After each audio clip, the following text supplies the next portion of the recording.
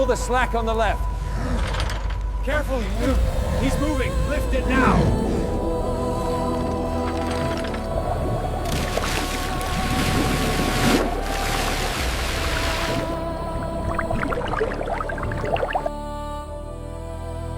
Everyone thinks they know the Colosseum. They don't. Because the story you were told, the one with heroic gladiators, roaring crowds and epic duels, is only the surface. The real Colosseum was a machine, a brutal, brilliant, terrifying machine, engineered not just to entertain, but to control. It wasn't built for the gladiators. It wasn't built for the animals. It wasn't even built for the audience. It was built for Rome, for power, for propaganda, for domination. And once you understand how it worked, you'll never see it the same again.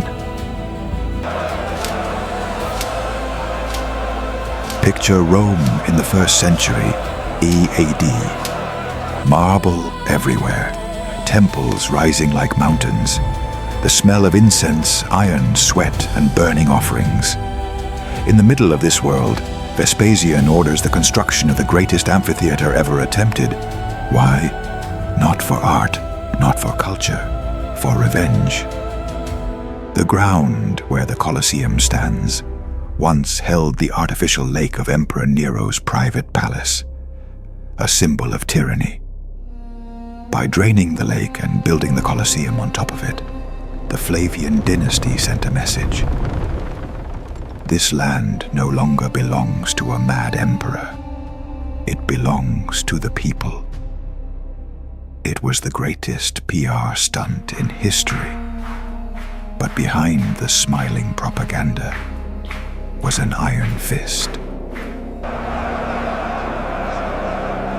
The Colosseum was not just architecture. It was a diagram of Roman society, carved in stone. At the bottom, closest to the action, sat the senators, coats of purple, rings of gold, servants standing behind them. Behind them, the Roman knights, wealthy, powerful, hungry for prestige. Farther up, the ordinary Roman citizens, bakers, merchants, soldiers home from campaigns. At the very top, almost touching the sky, wooden bleachers reserved for slaves, women, the poor. From your seat, you could literally see your place in society. Rome didn't just organize its people, it displayed them. Most people admire the arches, the columns, the statues. They miss the real brilliance. 80 entrances allowed the entire stadium to empty in minutes, something modern stadiums still struggle to match. Each arch was numbered, each corridor angled so crowds never collided, each stairway an algorithm of human movement. The Romans invented stadium flow 2,000 years before the term existed. The entire structure was a machine designed to move humans as predictably as water in a canal.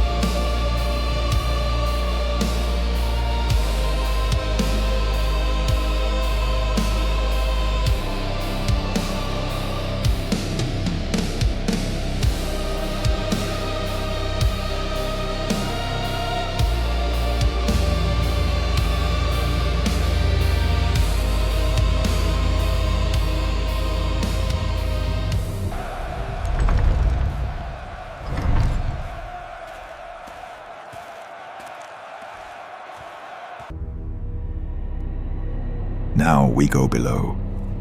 Under the arena was another world, a world few Romans ever knew existed.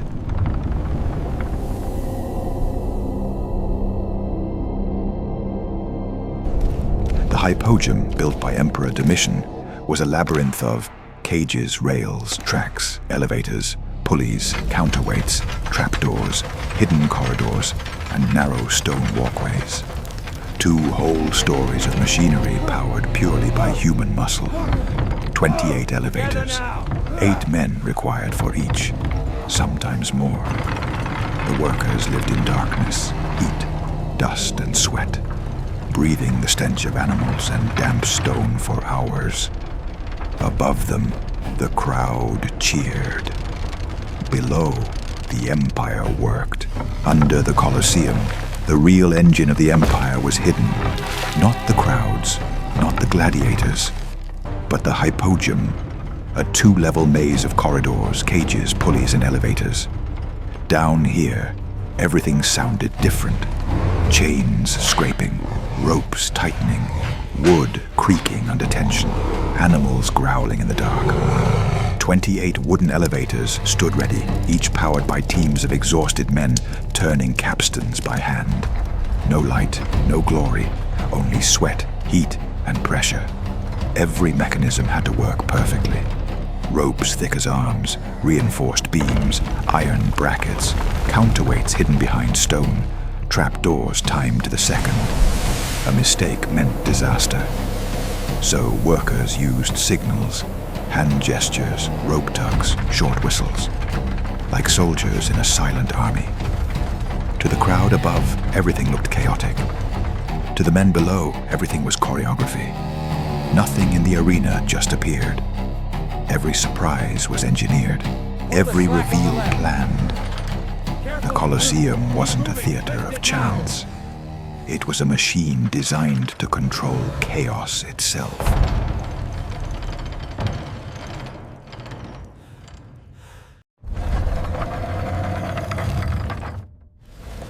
A deep, violent growl. Below the arena, a massive bear claws inside a cramped cage, starved just enough to be furious, stronger than any man. Handlers drag the cage onto another lift, another whistle. The crowd sees the shadow rising. The trapdoor opens. The cage bursts into view. The bear slams against the bars, shaking the whole platform. A lever is pulled. The gate snaps open. The bear charges into the arena, roaring like thunder. The gladiator tightens his grip. Sand vibrates under the beast's steps. This isn't chance. This isn't wild nature. Rome engineered this moment. Rome created this terror. The gladiator faces the beast, not by fate, but because the Empire demanded spectacle.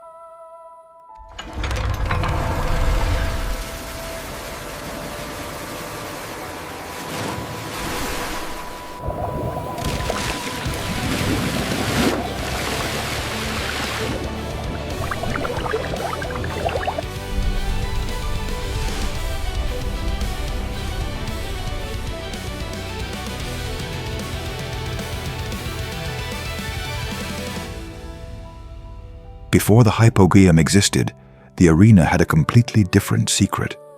It could fill with water. Rome removed the wooden floor, opened hidden channels, and let the aqueducts flood the basin. What followed seems like fiction. Ships inside the Colosseum, sailors in costume, prisoners forced to reenact historical battles, drowning, sinking, fire, all real. All inside a structure that could later drain that water in mere hours through angled tunnels connected to the Roman sewer system. This wasn't entertainment, it was a demonstration. Rome controls the land. Rome controls the sea. Rome controls life and death.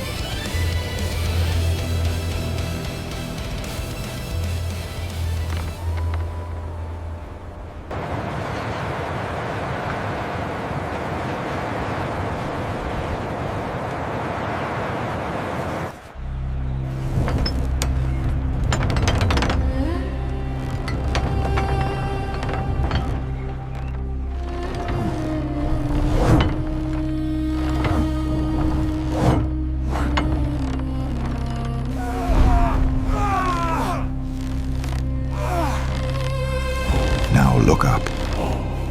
A massive canopy, the valerium, stretches across the seating like the sails of a warship.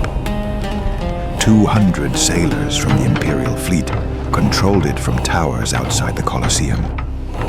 These men had the same skills needed to sail a trireme, pulling ropes thicker than a man's arm, raising and lowering linen sheets the size of city blocks, tilting the canopy to block the sun without collapsing it.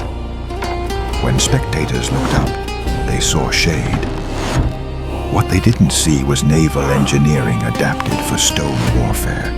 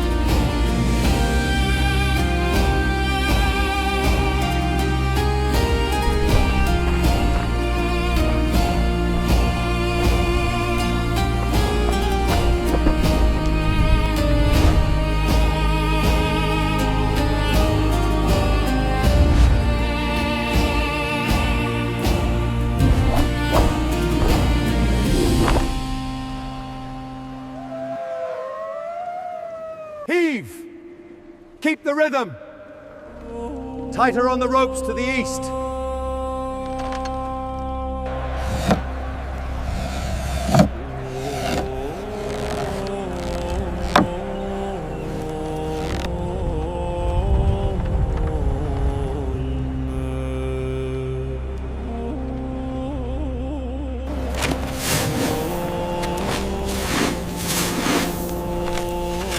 Morning, wild beast hunts, exotic animals dragged from across the empire.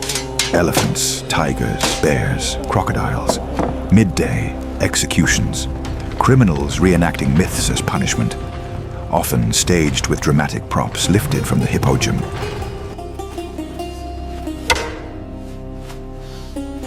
Evening, Gladiators, the main event. The empire's prized symbols of discipline and brutality. Seats for the 6th Legion. Olive oil, best price in Rome. Get your programs here.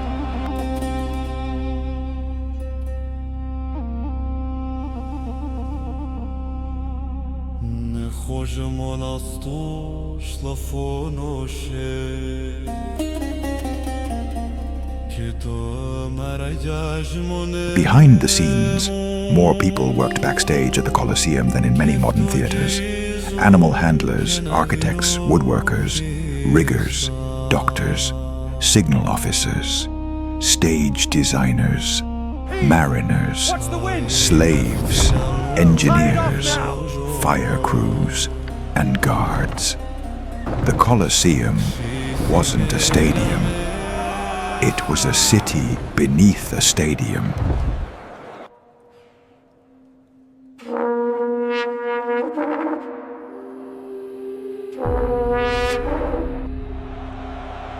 To most spectators, the message was clear. Rome is mighty. Rome is eternal. Rome keeps you safe. You leave the arena not thinking about your status as a citizen, but grateful to the empire. The emperors understood this perfectly. The Colosseum wasn't just about blood. It was about loyalty, bread, spectacles, control.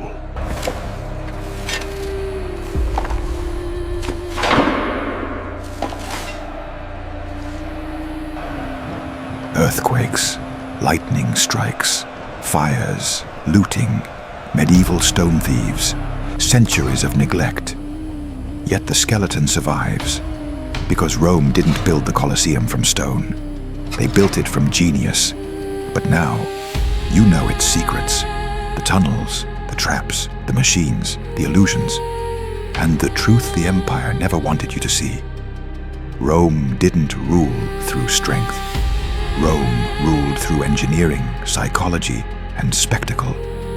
The real battle of the Colosseum was never fought in the sand. It was fought underneath it. But before leaving the Colosseum, there's one last thought worth taking with us. Ruins often deceive us into believing that silence reigns, but this monument never did. Every stone vibrated with footsteps, metal, voices, fear, hope, and the restless heartbeat of an empire seeking to define itself through spectacle. If you stand inside today and close your eyes, perhaps you'll hear echoes, not of violence, but of ambition. A reminder that every civilization built something to convince itself that it will last forever. Rome chose the Colosseum. And in that choice, we glimpse both its grandeur and its fragility. What legacy will our era leave?